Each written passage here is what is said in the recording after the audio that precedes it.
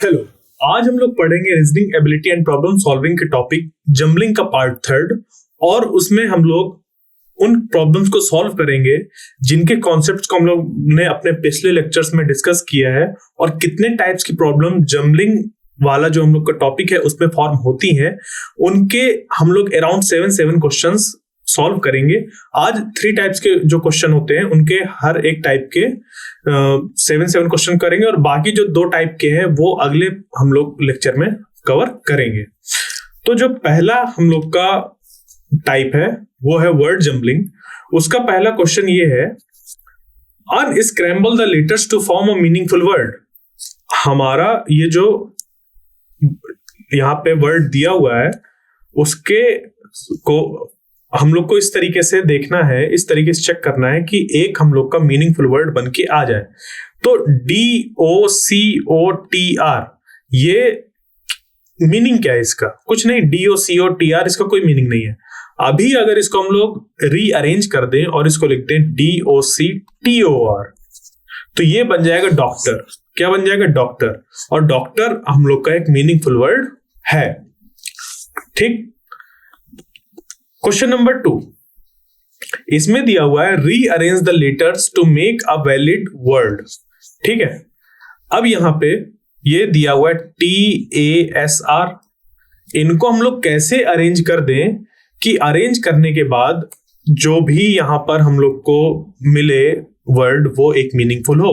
तो जैसे कि इस पे देखें, ये ऑप्शन से चेक करें। स्टार में क्या है हम लोग के यहां पे STAR ऐसे लिख सकते हैं।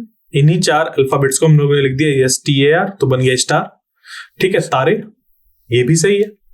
इसी को अगर हमने लिख दिया RATS, रैट्स, ये भी सही है। अगर इसी को हम लोग ने लिख दिया ARTS, आर्ट्स, तो ये भी सही है। मतलब कि ये जो 3 ऑप्शन है वो हम लोग के एकदम सही है। इसका मतलब कि तीनों के तीनों सही है, और हम लोग का जो करेक्ट आंसर हो जाएगा वो हो जाएगा ऑल ऑफ द अबव, क्योंकि इस वर्ड से ये तीनों के तीनों वर्ड्स फॉर्म किए जा सकते हैं, और वो भी मीनिंगफुल वर्ड्स हैं हम लोग के। टाइप 1 वर्ड जम्बलिंग का question number 3, which of the following word can be form by rearranging the letters in the bleat. अब ये ब्लीट क्या होता है? ठीक है। यहां पे अगर D होता तो ब्लीड हो सकता था, पर यहां पे T है, तो इसको हम लोग को अरेंज करना है। फिर देखना है कि यहां से कौन सा एक हम लोग का मीनिंगफुल वर्ड आ रहा है। तो इसको अगर देखें, इन ऑप्शंस में देखें, तो LETEB ये क्या होता है पता नहीं, BLEET ये भी नहीं पता, LEETB ये भी नहीं पता। बट इसको अगर बात करें, बीटल हम लोग का एक छोटा सा कीड़ा होता है। ठीक है। तो BLEET, इसको हम लोग ने अरेंज कर दिया यहाँ पे BETEL, तो ये हो गया हम लोग का बीटल। ठीक है। एक छोटा सा कीड़ा होता है। क्लियर? ये बन गया मीनिंगफुल वर्ड। फिर टाइप 1 वर्ड जम्बलिंग का question number 4, unscramble the following jumble word. तो ये दिया हुआ है YGTPE। इसको अगर पढ़ें कोई मीनिंग नहीं बनता इसका, बट इसी को अगर हम लोग अरेंज कर दें GETPY, तो क्या ये एक हम लोग का मीनिंगफुल वर्ड है? नहीं। TYPGE क्या ये है? ये भी नहीं। TEPGY ये भी नहीं है। बट अगर ये लिख दिया जाए EGYPT, इजिप्ट। ठीक है। इजिप्ट एक जगह का नाम है। ठीक है। तो ये क्या हो गया? हम लोग का एक मीनिंगफुल वर्ड बन गया इसको अरेंज करने के बाद। फिर आया हम लोग का क्वेश्चन नंबर 5। इसमें दिया हुआ है rearrange the letters to form a meaningful word. हमारा क्योंकि वर्ड जम्बलिंग वाला ये टाइप, तो उस पर वही चीज हम लोग को करना है। अब यहाँ पे क्या लिखा है? लाइनो HPD, ये क्या होता है? मतलब ऐसा कुछ होता नहीं, बस मैं पढ़ रहा हूं। अगर हम लोग को पढ़े भी तब भी इस पे समझ पे नहीं आएगा ये क्या होता है। तो LINOHPD, इसको हमने अरेंज करना है। तो देखो, अब यहां पे ये दिया हुआ है जैसे NILPHOD, ये क्या होता है पता नहीं। DOPHLIN, ये डॉल्फिन जैसा लग रहा है, बट ये डॉल्फिन की स्पेलिंग नहीं है, L पहले होना चाहिए। तो जैसे ये दिया हुआ है DOLPHIN, ये सही हो जाएगा क्योंकि ये लिखा हुआ है डॉल्फिन, और डॉल्फिन एक हम लोग की मछली होती है। ठीक है, ये चीज। अब अगला क्वेश्चन जो है, इस पे भी हम लोग को वही करना है। विच of the following words can be created using the letters. ठीक है, इसका यूज करके क्या बन सकता है। तो यहां पर सारे अल्फाबेट्स का ना यूज करके इसके कुछ अल्फाबेट्स का यूज करके भी हम लोग चेक करते हैं कि क्या बन रहे हैं वर्ड्स। तो इसके लिए देखो, जैसे यस पी आई एन है, तो यस पी आई एन, हाँ, इन 4 अल्फाबेट का यूज करके स्पिन एक वर्ड हम लोग का फॉर्म हो रहा है। उसके बाद yes H I P, ship, ये भी हम लोग का एक मीनिंगफुल वर्ड फॉर्म हो रहा है। उसके बाद C H O P, chop, chop का मतलब होता है ऐसे छोटे छोटे टुकड़ों में काटना, तो चॉप भी एक बन रहा है वर्ड। इसका मतलब ये तीनों वर्ड इस वर्ड से फॉर्म किए जा सकते हैं, जो भी यहाँ पे हम लोग को स्क्रैम्बल्ड वर्ड दिया हुआ है। ठीक है, ठीक है, वैसे जम्बल्ड वर्ड दिया हुआ, उससे हम लोग ये 3 तरह के वर्ड फॉर्म कर सकते हैं, मीनिंगफुल वर्ड फॉर्म कर सकते हैं। तो आंसर हो जाएगा ऑल ऑफ द अबव। अब देखते हैं क्वेश्चन नंबर 7 को। इसमें दिया हुआ है unscramble the word to make a meaningful word. इसको हम लोग को अनस्क्रैम्बल करना है। तो इसको अगर देखा जाए तो यहां ऑप्शन से देखते हैं। ठीक है, विंटर गिर, ये क्या होता है, कोई मीनिंग नहीं है इसका। ठीक है, रिंग यहां तक तो है, फिर वाइटर, ये क्या होता है, ये भी नहीं कोई मतलब का। ठीक है, इंटरविग, ये क्या होता है, पता नहीं। बट इसको अगर देखें, री राइटिंग, ये लिखा हुआ है क्या, री राइटिंग, तो ये एक मीनिंगफुल वर्ड है। री राइटिंग मतलब लिखे हुए को फिर से लिखना, तो ये हो गया हम लोग का सही वाला। अब टाइप 2 नंबर जंबलिंग का क्वेश्चन नंबर 1, इसमें देखते हैं। इसमें दिया हुआ है arrange the following jumbled numbers in ascending order. ये जो हम लोग को यहाँ पर हम लोग को ये दिए हुए हैं न्यूमरल्स, ठीक है, इनको असेंडिंग ऑर्डर में अरेंज करना है। असेंडिंग मतलब सबसे छोटा पहले आएगा, सबसे छोटा कौन है, 1, उसके बाद 3, पहले 1 फिर 3 फिर 5 फिर 7 फिर 9, तो 1 3 5 7 9, ये वाला हम लोग का आंसर हो जाएगा, क्योंकि असेंडिंग ऑर्डर में अरेंज करने के लिए कहा गया था। ठीक, ये टाइप 2 नंबर जंबलिंग का क्वेश्चन नंबर 1 था। फिर type 2 number jumbling question number 2, arrange the following jumbled numbers in descending order. ये हम लोग को नंबर्स दिए गए, 5 नंबर दिए गए, इनको हम लोग को डिसेंडिंग ऑर्डर में लिखना है। मतलब सबसे बड़ा जो होगा सबसे पहले लिखा जाएगा।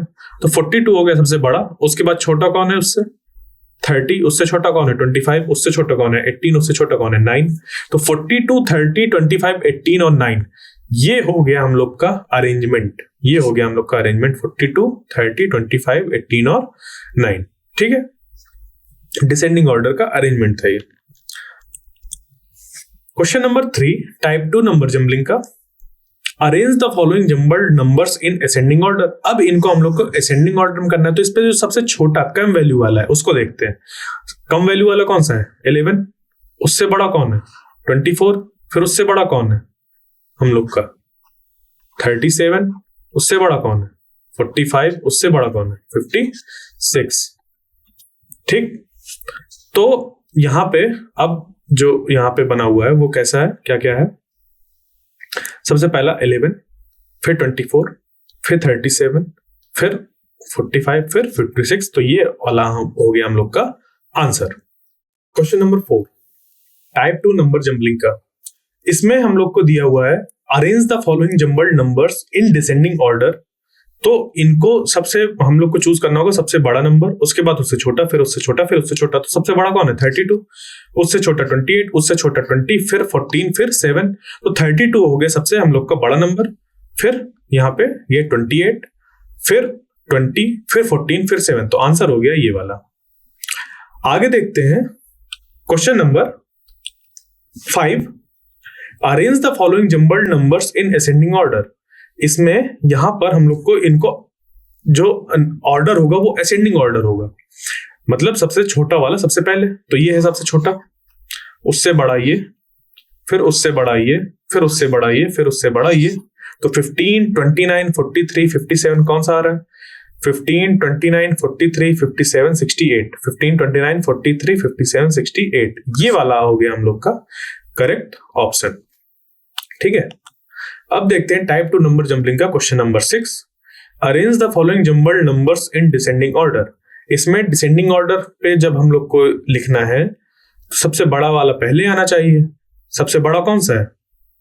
ये वाला, तो ये हो जाएगा सबसे पहले, उसके बाद ये, फिर ये, फिर ये, फिर ये। तो 53, 42, 53 कौन सा है? सब में पहले, उसके बाद 42, फिर 29, ये, फिर 19 और फिर 10। तो ये वाला आंसर हम लोग का सही हो गया। अगला question number 7 type 2 number jumbling का। Arrange the following jumbled numbers in ascending order. अब इनको हम लोग को असेंडिंग ऑर्डर में अरेंज करना है, तो वही प्रोसेस है कि सबसे पहला जो छोटा है उसको लिखा जाएगा। इन पूरे नंबर्स में सबसे छोटा कौन है? 13 आ जाएगा पहले, ठीक है। उसके बाद 13 के बाद कौन आएगा? यहाँ पे आएगा 22 के बाद कौन आएगा? 36 के बाद 47 के बाद 75। तो 13 से 22 से 36 से 47, फिर ये तो 13, उसके बाद 22, 13 के बाद 22 इस पे आ रहा है, फिर 36, 47, फिर 75। ये हो गया इसका आंसर। Type 3 paragraph jumbling. इसमें हम लोग क्या करते हैं कि हम लोग को सेंटेंस दिए होते हैं और उसको ऐसे अरेंज करना होता है कि एक मीनिंगफुल पैराग्राफ में वो कन्वर्ट हो जाए, क्योंकि वो उसी पैराग्राफ का पार्ट ही होते हैं जो हम लोग को सेंटेंस दिए होते हैं, और हम लोग को एक प्रॉपर पैराग्राफ उसको फिर से बनाना होता है। तो इसके लिए सबसे पहले पढ़ते हैं, समझते हैं कि इसकी मीनिंग क्या है।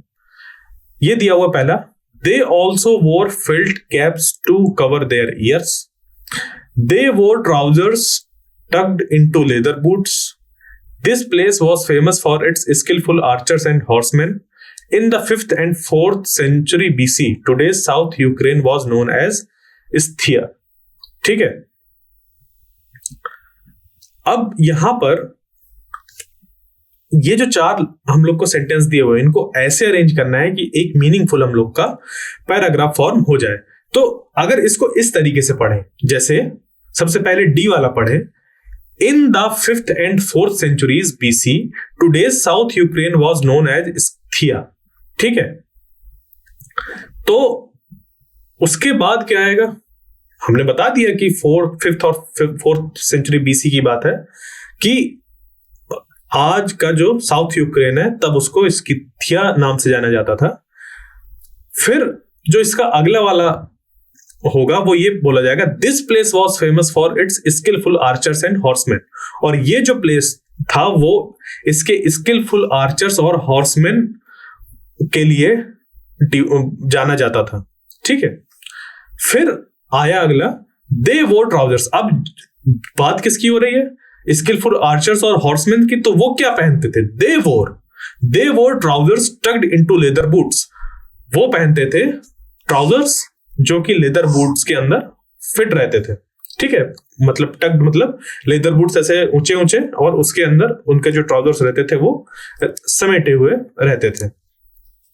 फिर और उनके बारे में बताया गया कि they also wore felt caps to cover their ears. और वो अपने कानों को ढकने के लिए जो भी कैप्स थे उनका यूज करते थे। तो ये हम लोग का ऑर्डर बना DCBA। जब हम लोग DCBA ऑर्डर में चल रहे हैं कि सबसे पहले इसको बोल रहे हैं, फिर इसको, फिर इसको, फिर इसको, तो एक हम लोग का कंप्लीट पैराग्राफ फॉर्म हो रहा है जिसके अंदर एक मीनिंग पूरी दी हुई है, हमें वो आसानी से समझ पे आ रहा है। क्लियर? तो इसका जो आंसर हो जाएगा हम लोग का वो हो जाएगा ये वाला, पहले ये, फिर ये, फिर ये, फिर ये हो गया DCBA। ये हो गया DCBA। अब देखते हैं टाइप 3 पैराग्राफ जंबलिंग का क्वेश्चन नंबर 2। इसमें दिया हुआ है, arrange the following to form a coherent paragraph. हम लोग को मतलब वही है, 4 सेंटेंस दिए हुए हैं, इनको ऐसे अरेंज करना है कि मीनिंगफुल पैराग्राफ हो। कोहेरेंट मतलब कि कंसिस्टेंट हो, वहां पे ऐसा ना हो कि कुछ भी उस पे बता दिया गया, पहली लाइन में कुछ बताया गया, फिर दूसरी लाइन में कुछ बताया गया, ऐसे दिए हुए कि उनका मीनिंग निकल के आ रहा हो प्रॉपर, ठीक है। तो इसमें सबसे पहला अगर हम लोग देखें पी वाले को, तो ये दिया हुआ, the company's success in attributed to its innovative product. These products have gained popularity among consumers. Additionally, the company's strong marketing strategies have played a vital role. This has led to increased sales and a growing customer base. तो कहीं पे हम लोग का कोई reason है, कहीं उसका हम लोग का जो सेंटेंस है वो दिया हुआ है, तो कौन कैसे अरेंज करना है किस चीज को वो जानना यहाँ पे बहुत जरूरी है। उसके लिए हम लोग को फिर से इसको पढ़ना पड़ेगा, ठीक है। तो जैसे ऐसे देखें इसको कि the company success is attributed to its innovative product. जो कंपनी की सक्सेस है वो उस जुड़ी होती है उसके इनोवेटिव प्रोडक्ट से। These products have gained popularity among consumers. Additionally, the company's strong marketing strategies have played a vital role. अब साथ ही साथ जो इनोवेटिव प्रोडक्ट है वो कंज्यूमर्स को पसंद आया, उनके बीच पॉपुलर है वो प्रोडक्ट। साथ ही साथ मार्केटिंग स्ट्रेटजीज भी ऐसे होनी चाहिए जिसकी वजह से जो उनका कंज्यूमर बेस है वो ग्रोथ हो। तो this has led to increase sales and a growing consumer base, मतलब कि कंज्यूमर की जो संख्या है वो ज्यादा हो रही है। तो ये हम लोग का एक ऑर्डर में ही चीजें दी हुई है, PQRS, ठीक है, PQRS। तो ये हम लोग का हो जाएगा पहला वाला आंसर, ठीक है, सॉरी दूसरा वाला ये PQRS आंसर हो जाएगा, ठीक है। आगे चलते हैं क्वेश्चन नंबर 3 में। तो rearrange to form a meaningful paragraph, इससे हमें क्या करना है, रीअरेंज करना है एक मीनिंगफुल पैराग्राफ में। तो a panther is reported to have broken into house. The villagers heard his cries and ran to the house. It secretly slouched into a room where a young man named Javid was sleeping. Just as the panther was about to leap on him, he swiftly shot out of bed and hid in a closet and started calling for help. तो इनमें event हुआ, जो भी event हुआ उसका एक order होगा। ऐसा नहीं होगा कि पैंथर के आने के पहले जो आदमी था उसकी चीखें निकल गई होंगी, ठीक है, मतलब पैंथर आया होगा तभी वो आदमी चिल्लाया होगा। इसके लिए पैंथर को आना भी जरूरी है घर के अंदर, सिर्फ कमरे तक नहीं, घर के अंदर भी आना जरूरी है, ठीक है। और जब आदमी चिल्लाया होगा तभी घर जो भी आसपास के लोग हैं उन्होंने उसकी चीखें सुनी होंगी और उस घर की तरफ पहुंचे होंगे। तो इसका जो ऑर्डर बनेगा वो ये बनेगा, a panther is reported to have broken into a house. एक पैंथर को नोटिस किया गया या रिपोर्ट किया लोगों ने कि किसी एक घर के अंदर घुसा। Panther is reported to have broken into a house, ठीक है, ये चीज हुई होगी। उसके बाद उसने क्या किया, it secretly slouched into a room where a young man named Javed was sleeping, ठीक है। फिर वो क्या किया उसने कि वो उस रूम में गया जहां पे एक आदमी सो रहा था। फिर जैसे ही just as the panther was about to leap on him, जैसे ही वो उस आदमी के ऊपर जंप मारने वाला था, he swiftly shout out of bed, वो एकदम से बहुत तेजी से चिल्लाया और एक क्लोजेट के अंदर छुप गया and started calling for help, और उसने बहुत तेज तेज चिल्लाया ताकि उसको हेल्प मिल सके। उसके बाद तब जाकर विलेजर्स आए उसकी आवाज सुनकर और घर की तरफ गए उसको बचाने के लिए। तो ऑर्डर क्या बना, हम लोग का ऑर्डर बना, सबसे पहले ये हुआ, फिर ये इवेंट हुआ, फिर ये इवेंट हुआ, फिर ये इवेंट हुआ। तो ऑर्डर हो गया हम लोग का A C D B, ये हम लोग का ऑर्डर हो गया। आगे देखते हैं question number 4, type 3 paragraph jumbling का। Rearrange the sentences below to create a logical paragraph. तो ये जो हम लोग को सेंटेंस दिए उनको ऐसे अरेंज करना है कि एक लॉजिकल पैराग्राफ बन जाए। उसके लिए हम लोग को इसको पढ़ना पड़ेगा, समझना पड़ेगा, सेम प्रोसेस। तो scientists have studied their migratory pattern for decades. Many species of birds migrate over long distances each year. This incredible feat is driven by the instinct of find better feeding grounds. Their navigational skills are a wonder of the animal kingdom. तो इसमें सबसे पहले कौन होगा, सबसे पहले क्या बात आएगी, बात यह आएगी ना कि हम किस चीज के बारे में बात कर रहे हैं, कौन जा रहा है। किसी एक हम लोग को नाउन को देखना होगा सबसे पहले सेंटेंस में कि ये मूव कर रहा है, ये माइग्रेट कर रहा है। तो देखो ये दिया हुआ, many species of birds migrate over long distances each year. हर साल बहुत ढेर सारे जो स्पीसीज होते हैं बर्ड्स के वो माइग्रेट करते हैं बहुत लंबे लंबे डिस्टेंस पे। तो ये हो गया पहला। उसके बाद आया हम लोग का, this incredible feat is driven by the instinct to find better feeding grounds. ये जो माइग्रेशन होता है बर्ड्स का वो इस वजह से होता है क्योंकि उनको चाहिए फीडिंग ग्राउंड्स, मतलब जहां वो अच्छी तरीके से खाना खा सके। क्योंकि जहां पे बहुत ज्यादा बर्फ पड़ जाती है वहां पे खाना ढूंढना बहुत मुश्किल होता है। तो बहुत ढेर सारी बर्ड्स क्या करती हैं, साइबेरिया रीजन से या ऐसे इलाके जहां बहुत ज्यादा बर्फ पड़ती है वहां से वो जो इक्वेटर वाली लाइन होती है उस तरफ आ जाते हैं। ठीक है, क्योंकि अर्थ हम लोग का ऐसा बना होता है और यहाँ पे हम लोग का ट्रॉपिक ऑफ कैंसर होता है और इधर आर्कटिक सर्कल होता है, फिर इक्वेटर होता है, फिर ट्रॉपिक ऑफ कैप्रिकॉन होता है, फिर यहाँ पे अंटार्कटिक सर्कल होता है। तो ज्यादातर जो पक्षी इधर रहते हैं तो वो या तो यहाँ पे ट्रॉपिक ऑफ कैंसर वाले रीजन पे की तरफ माइग्रेट करते हैं या फिर इक्वेटर वाले रीजन की तरफ माइग्रेट करते हैं, मतलब आर्कटिक रीजन को छोड़ के वो इस तरफ आने की कोशिश करते हैं, थोड़े गर्म इलाके उनके कंपैरिजन में, क्योंकि वहां तो बहुत सर्दी हो रही होती है। तो ये था कि उनको फीडिंग ग्राउंड चाहिए, तो ये हो गया सेकंड। उसके बाद आता है हम लोग का ये their navigational skill are a wonder of the animal kingdom. ठीक है, अब देखो हम लोग से अगर कह दिया जाए कि इस शहर में इस पॉइंट से उस पॉइंट तक जाना है तो हम लोग रास्ता भटक जाएंगे, जबकि ये लोग क्या करते हैं हर साल वही पक्षी बहुत दूर से कई हजार किलोमीटर ट्रेवल करके उसी जगह वापस पहुंच जाते हैं।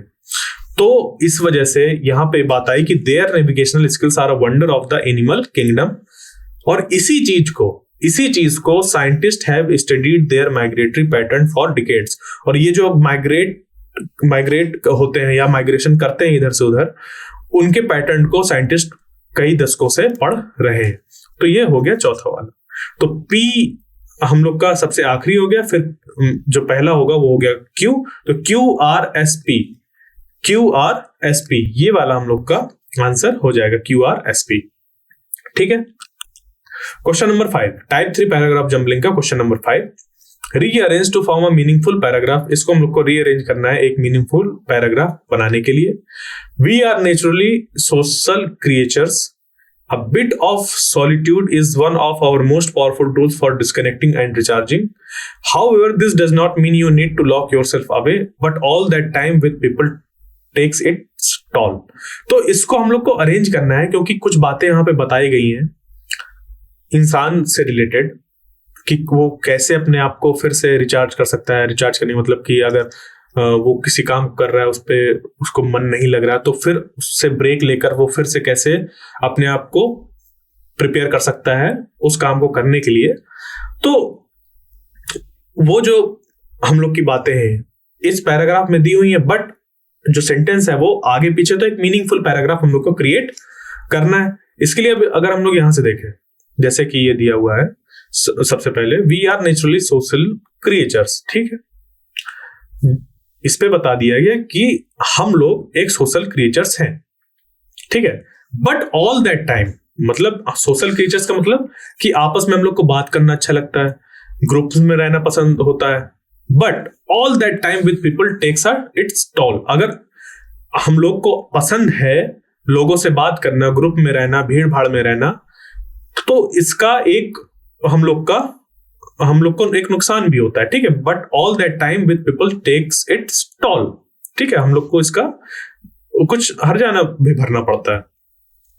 उसके बाद आया a bit of solitude is one of our most powerful tools for disconnecting and recharging.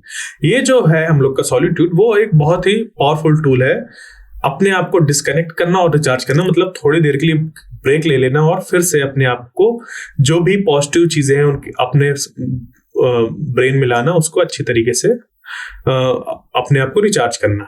ठीक है, तो हम लोग का पहला हो गया ये, दूसरा हो गया ये, तीसरा हो गया ये। फिर उसके बाद आता है however this does not mean you need to lock yourself away.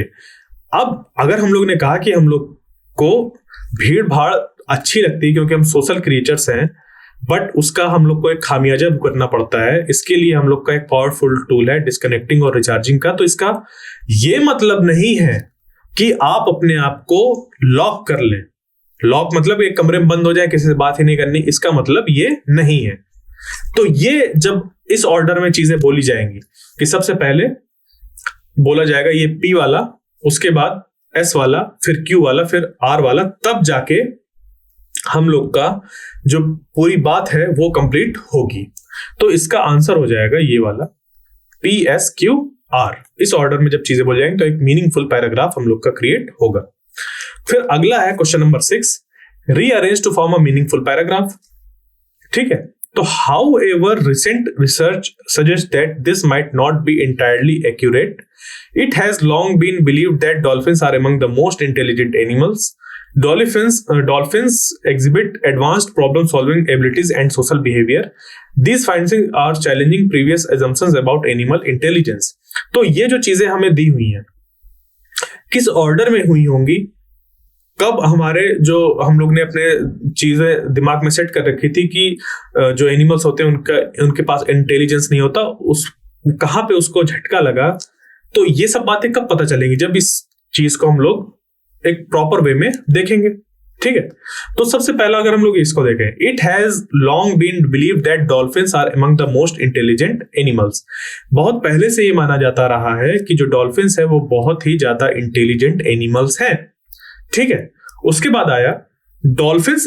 अब अगर हमने ये कह दिया कि ये माना जाता है कि डॉल्फिन्स बहुत ही इंटेलिजेंट एनिमल्स है, तो हमें कुछ और भी चीजें माननी पड़ेंगी ना, बतानी पड़ेंगी। तो dolphins exhibit advanced problem solving abilities and social behaviour. Dolphins है, उनके अंदर एक बहुत ही एडवांस प्रॉब्लम सॉल्विंग एबिलिटी होती है और सोशल बिहेवियर होता है। साथ ही साथ उसके बाद यहाँ पे और चीजें बतानी है हमें उसी से रिलेटेड, तो ये आ गया however recent research suggests that this might not be entirely accurate, but recent research बताती है कि ये पूरी तरीके से accurate नहीं है। These findings are challenging previous assumption about animal intelligence। और हम लोग का जो animal intelligence के ऊपर जो एक विचार था वो हम लोग का बदल सकता है। ठीक है, तो ये था हम लोग का एक पूरा पैटर्न किस फॉर्म में आ रहा है। तो ये सबसे पहले ये आ रहा है, फिर उसके बाद ये आ रहा है, फिर ये आ रहा है, फिर ये आ रहा है। तो QRPS हम लोग का ये हो गया आंसर। अब question number 7, paragraph jumbling type 3 जो है हम लोग का उसका, फिर हम लोग को वही करना है, मीनिंगफुल पैराग्राफ बनाना है, rearrange to form a meaningful paragraph. PQRS 4 sentence उनको अरेंज करना है। तो इसके लिए फिर हमें पढ़ना पड़ेगा, this technology has revolutionised the way we communicate. Mobile phones have become an indispensable part of modern life. In addition to voice calls, text messaging has also became a primary means of interaction. Text messaging, ठीक है, जो हम लोग WhatsApp में message वगैरह भेजते हैं या SMS वगैरह भेजते हैं, वो चीज हो गई। Smartphones with their advanced capabilities have further enhanced our connectivity. तो अब चीजें कैसे कैसे ग्रोथ हुई, वो जब एक करेक्ट ऑर्डर में आएगा तब ये जाके मीनिंगफुल पैराग्राफ फॉर्म होगा। तो यहां से करते हैं, जब हमने मोबाइल फोन्स की बात करी, यहां पे ऐसे mobile phones have become N indispensable part of modern life. जो मोबाइल फोन है वो एक मॉडर्न लाइफ के अभिन्न अंग हो गए, ऐसा अंग जिसको हम लोग अलग नहीं कर सकते। तो ये हो गया पहला। उसके बाद दिस टेक्नोलॉजी, जो हम लोग मोबाइल फोन की बात कर रहे हैं उसी टेक्नोलॉजी की बात हो रही है। This technology has revolutionised the way we communicate. इस टेक्नोलॉजी से जो हम लोग का बातचीत करने का तरीका है, एक दूसरे से अपने विचार व्यक्त करने का जो तरीका है, वो बहुत ज्यादा बदल गया है। हम लोग वॉइस कॉल्स के साथ साथ टेक्स्ट मैसेजिंग भी बहुत ज्यादा करते हैं, वो हम लोग का एक प्राइमरी मीन्स हो गया इंटरेक्शन का। ठीक है, तो ये तीसरा हो गया।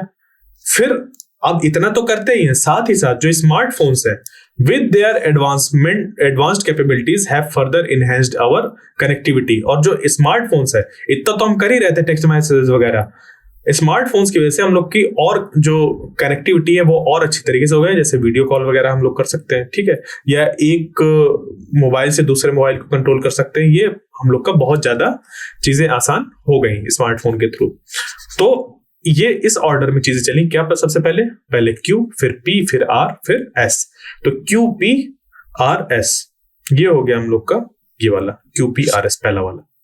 ठीक है, तो ये हम लोग के 7 टाइप्स के प्रॉब्लम्स थे, हर एक टाइप पे बेस्ड। जैसे कि हम लोग ने सबसे पहले देखा टाइप 1, फिर उस पे वर्ड जम्बलिंग देखा, फिर हम लोग ने नंबर जंबलिंग देखा टाइप 2, फिर थर्ड था हम लोग का पैराग्राफ जंबलिंग, उसमें हर एक टाइप के 7 क्वेश्चंस हो गए। अब जो अगला लेक्चर है उसमें हम लोग जो बाकी के बचे 2 टाइप्स हैं उन पे बेस्ड क्वेश्चंस को सॉल्व करेंगे। Thank you.